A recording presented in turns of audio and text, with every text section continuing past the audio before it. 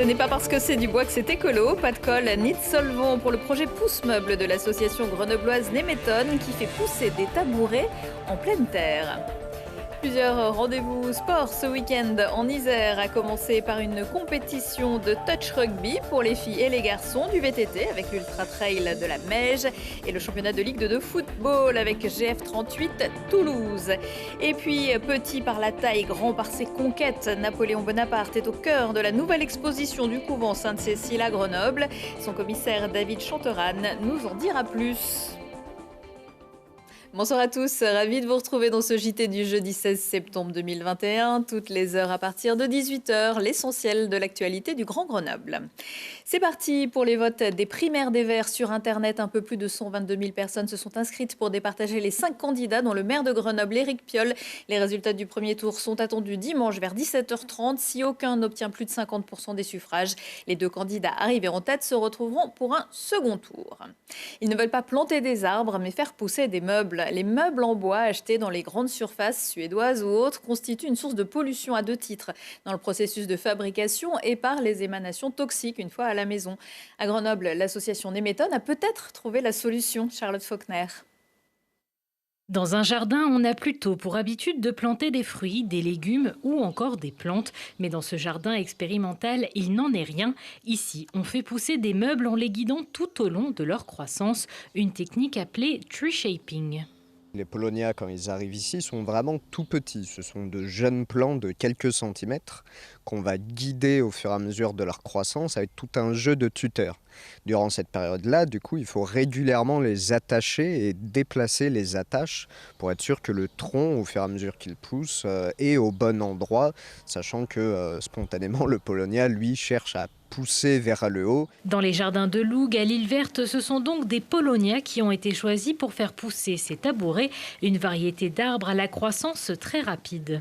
Parce que le Paulownia est facile à cultiver, en vrai c'est en grande partie pour ça. Il est résistant à la pollution, il est résistant à la chaleur, au froid.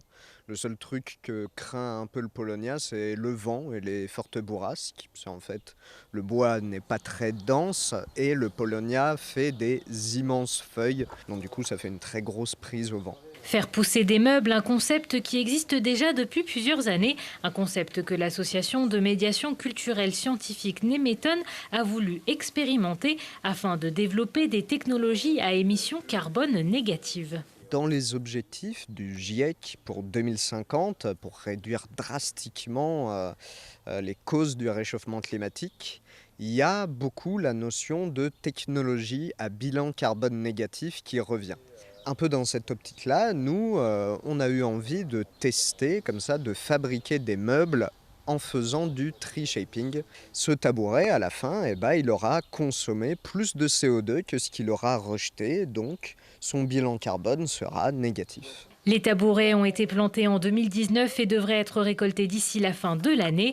Dans ce jardin, l'association Nemeton expérimente aussi la pousse de calvas, une variété de courge très solide, non comestible, qui peut être creusée afin d'obtenir des récipients ou encore des pintes de bière à l'aide de moules imprimés en 3D. Nemeton vous propose aussi de découvrir son biolab à l'occasion de Portes ouvertes qui auront lieu le 22 septembre. La transition écologique, un sujet que Laurent Wauquiez souhaite également mettre en avant. Le président de la région Auvergne-Rhône-Alpes vient d'annoncer en Haute-Savoie son plan Montagne 2. Près de 100 millions d'euros seront investis pour faire du territoire, je cite, la première montagne d'Europe durable. C'est un reportage de nos confrères de 8 Mont-Blanc. Il y avait foule ce jeudi matin au Grand Bornand.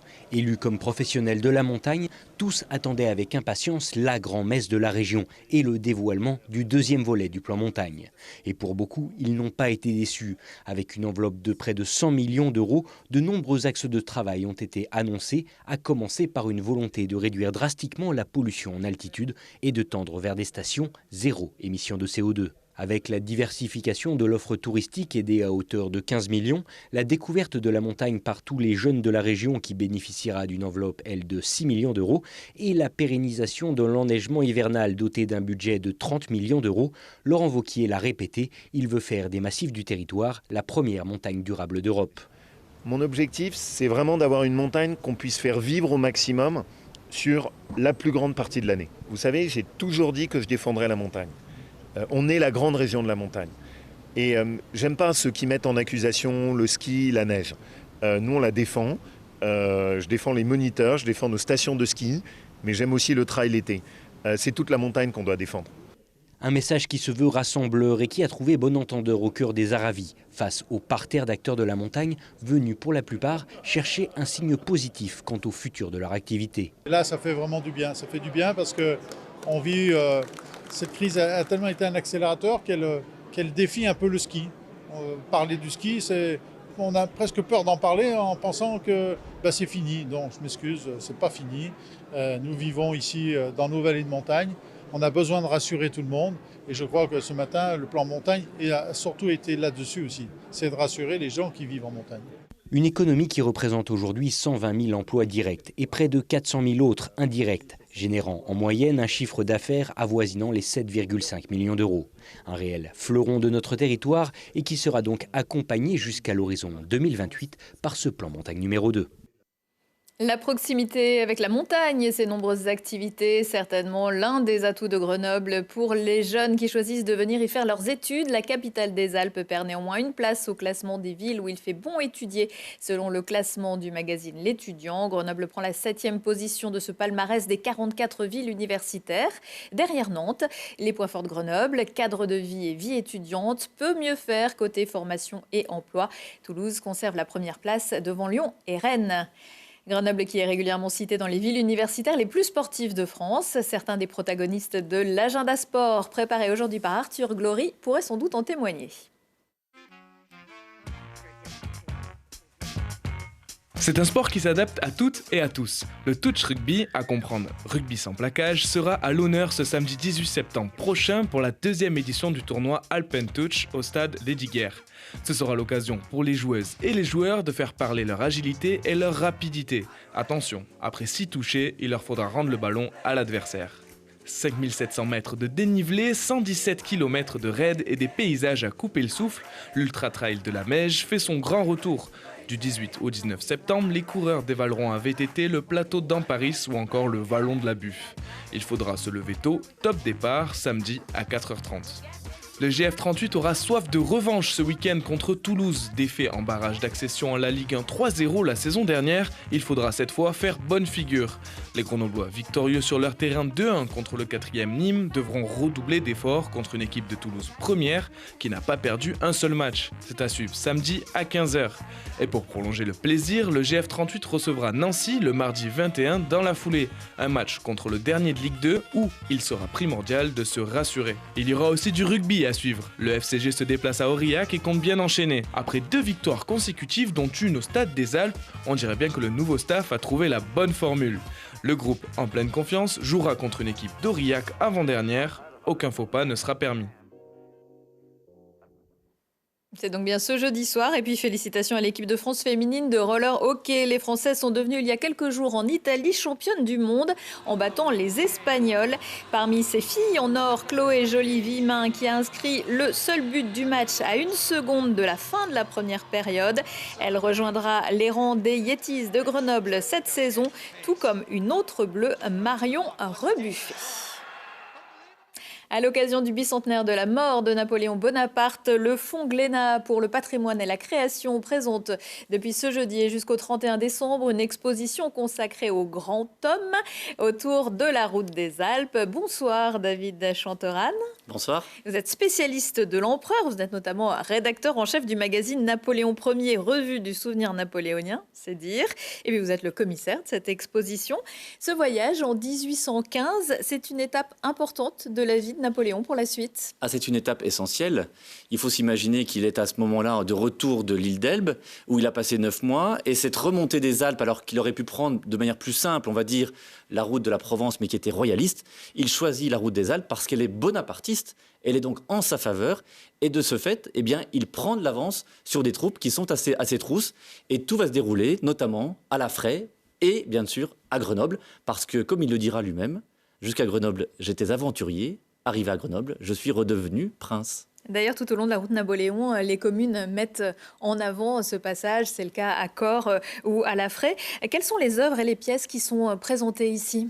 Il y a une cinquantaine d'objets et qui ont été choisis justement pour définir quelque chose d'assez original. Il est vrai que sur Napoléon, on a quasiment tout dit, tout raconté. Il s'écrit d'ailleurs quasiment un livre par jour depuis sa mort. Donc vous voyez, tout a quasiment été raconté. En revanche, ce qui est intéressant, c'est que par l'objet, les tableaux, les gravures, les éléments également qui l'entouraient de son quotidien, eh bien on redécouvre un Napoléon plus intimiste, mais également effectivement cette route Napoléon.